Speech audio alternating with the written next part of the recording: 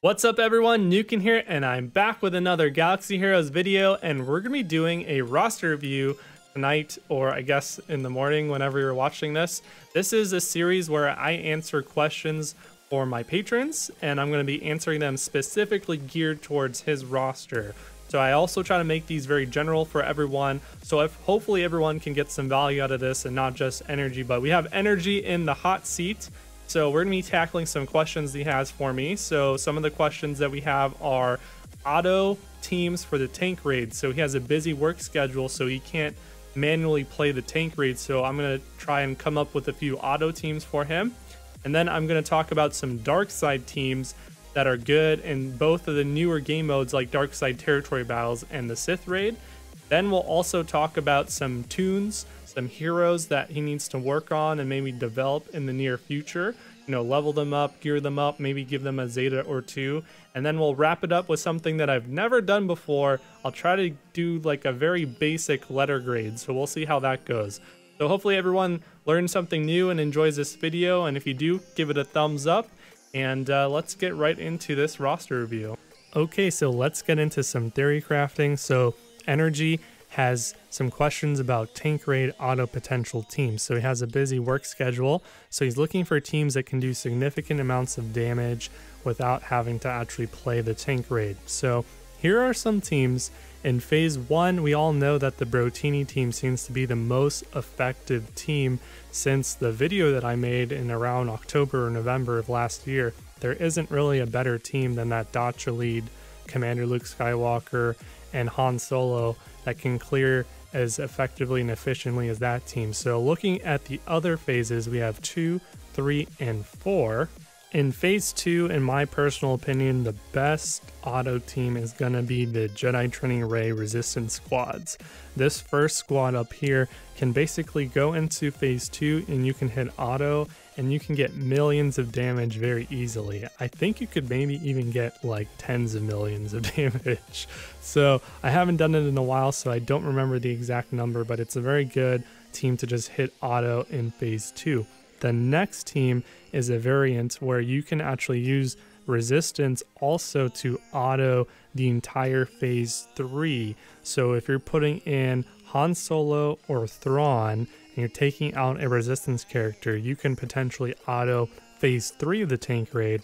So preferably you would go into phase 2, finish a chunk of that on auto phase 3 completely, and then maybe auto a third or half of phase 4. So a lot of auto potential with Jedi Training Ray Resistance squads. Now in the long term, you're going to want to grind the Wampinator team because they have the most auto potential in the entire tank raid. So with this squad, you can auto phase 3 and phase 4 completely on auto. So if you're looking for a long-term team to grind for, this would be it, because all you have to do is play phase 2 and you can auto the last half of the tank raid. So that's something for the long term for auto potential.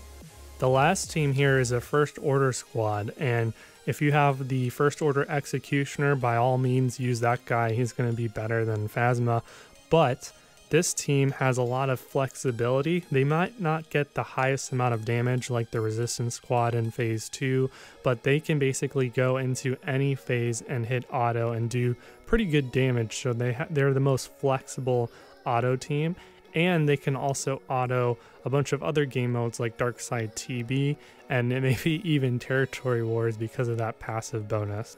So moving from the tank raid to dark side teams, these are going to be teams that you can use from your roster right now. Maybe you need a little bit of work, but you can use them relatively soon for dark side TB and the Sith raid, so some of the newer game modes.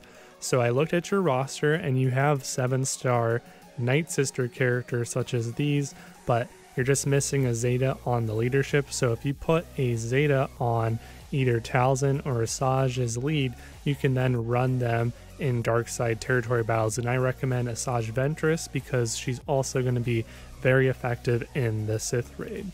Then moving on from there, you're going to need to have at least 2 extra dark side node teams for combat missions. And I noticed you had a Zeta on Emperor Palpatine's lead. He's very good in dark side territory battles. So here's a hybrid team here with Vader and Sith Trooper.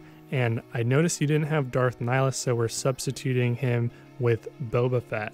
The next team is a Thrawn lead with a bunch of your Empire leftovers, and I've ran this team before myself and I went the distance in some of the later phases, so it's a very effective team and you have these characters geared up and ready to go, which is awesome. Keep in mind, in the last phase of dark side territory battles, there is a Empire only node, so you definitely want to run a tank with Emperor Palpatine, and since Sith Trooper is not an Empire character, you probably want to run Palpatine on your dark side node, and then for the Empire node you want to take out OG Kylo Ren because he's not an Empire character, put in an extra Empire character and run that for your Empire node. And while we're on the topic of the final phase, this last team here is my recommendation for trying to complete the special mission in phase 6, and I made a video about this on how to beat it already. I think this is the best lineup to run in that special mission. There are some variants. For example, you could run Stormtrooper instead of Shore Trooper, for example, but I think this is the best team that gives you the best shot at beating the mission, which is very important because it rewards you that valuable currency. Lastly, we have some dark side teams for the Sith raid, and as previously mentioned, the Night Sisters are going to be very good in the Sith raid, and the best leadership is going to be Asajj Ventress, so you should put your Night Sisters to work that you have right now and a Zeta Asajj eventually and run this team in the Sith raid. You're going to get more value as well because you're not putting a Zeta on Talzin's leadership, and that's not required for the team, and you can kind of skip or save a Zeta in some way. So another team we have is a Thrawn Imperial Trooper team. You can run this in phase 2, for example. Fracture is very good against Darth Sion, so he doesn't counterattack your characters. What's really cool about these squads here are you can run them in multiple phases. For example, you can run Night Sisters in any phase, I think, and you can run Imperial Troopers in phases 2, 3, and 4, so that's pretty cool. The last team we have here is a team that you don't really have ready to go. Of course, if you have Fox or Foe or whatever you want to call him, First Order Executioner, you should probably run that guy as well when you get him started up. But the First Order squad is going to be very good because we showed that it has some auto tank raid potential, very good at dark side territory battles as well, by the way, and they're also pretty good in the Sith raid against Darth Sion in phase 4. That's where people are using him, so something to consider if you're going to be running some dark side teams in the Sith raid are to work on some of these teams right here. So far, right away, you have the Imperial Trooper team that you could probably run right now, like tomorrow. The last topic for this video is going to be characters to gear up or level up or Zeta that he hasn't done so already. So for Energi here, you have a 7-star Kylo Ren on Mass. I recommend gearing him up. Behind a First Order team, he's going to be great, and he's also a good standalone character. He's universally good by himself.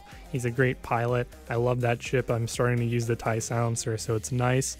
Han Solo, I'd take him to gear 12. He's very good in the Sith raid on the Chex Mix team, and he's good everywhere else. Specifically for the Brotini squad, putting that Zeta on him is going to allow him to double tap, and you can auto another phase of the tank raid, which is what you were looking for. Speaking of auto, the Wampanator team is a good team to go for eventually, and the Wampa is a great character to go for specifically now more so than ever, because now that we're having another source where we can get gear 12 gear, it's actually more valuable to go for Hermit Yoda and Wampa shards more so now than ever.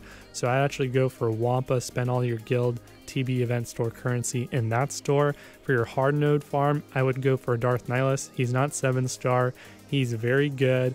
He's also going to be probably part of the future meta with Darth Traya when eventually everyone starts unlocking their Darth Traya. So refresh his hard node and get his last few stars on Darth Nihilus. And then lastly, we have Asajj Ventress, who I've actually talked about throughout this video. So basically, she's going to be a great character to put some Zetas on and to grind for taking her to gear 12. So I know you wanted me to give you a letter grade energy, so here we go. So I know you're doing a very good job considering that you took a break from the game, but if we're going to try to be a little bit objective here, I'd probably give it above average, so probably around a B minus. You have a lot of the characters that are needed, but they need either a Zeta or they need more gear, and if with some laser focus you can easily bring that back up to around a B, B plus, A minus range. So very good overall. This concludes the end of the roster review. Hopefully everyone enjoyed it. Hopefully you guys got some value from it. If you did, give it a thumbs up, and I'll see you guys in the next video. Cheers.